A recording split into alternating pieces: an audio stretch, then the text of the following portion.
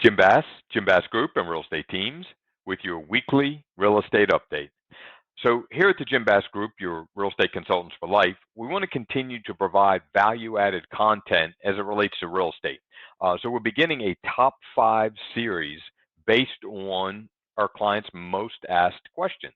So today's top 5 question begins with, how do you weather a storm or prepare for the storm, I guess. I know a lot of us got hit pretty hard over the last couple of weeks with some pretty major rainfalls. So there's a couple things you can do to really potentially insulate or prepare yourself, maybe minimize damage. So number one, bring in all outdoor structures, lightweight structures, lawn furniture, different things that could get tossed around, perhaps thrown into the house, break a window, scratch the car, different things like that. Number two, take a quick lap around the house.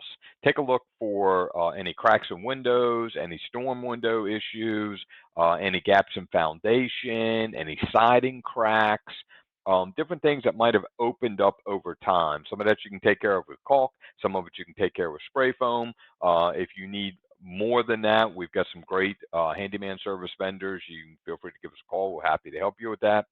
Number three, check your trees. We've had a lot of supersaturated water, which makes the root structures unstable and loose. And after a couple back-to-back rains, some big winds, we could really be in trouble. That combined with older trees or damaged trees or falling limbs and branches have caused really millions of dollars in real estate damage over the years. So another great thing to be checking on. Number four, and this is personal, sub pumps. They have a life, right? Most sub pumps are only good for about 7 to 10 years, and unfortunately, we don't know it until they failed.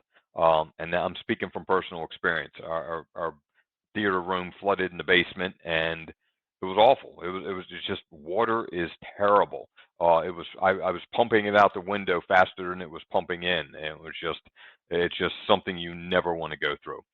So that also would probably dovetail making sure you're having conversations with your homeowner's insurance company to make sure we've had great appreciation. Make sure your house is properly insured for the right replacement values and things like that.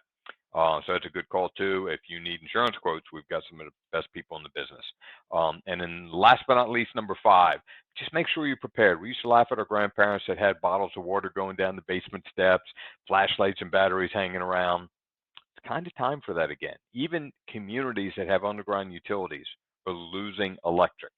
And once that phone dies, I know we feel totally vulnerable, right? It's our everything. It's our camera, it's our social media, it's our flashlight, it's everything. So go old school, have some bottles of water prepared, have some food, dry food that you can mix and gap along, and make sure you got batteries and even Mophis and different things to charge up your cell phone devices and things like that. So those are 5 of our most helpful tips to how to weather a storm.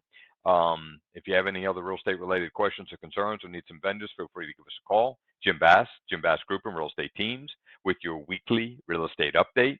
301-695-0000, the easiest number in real estate.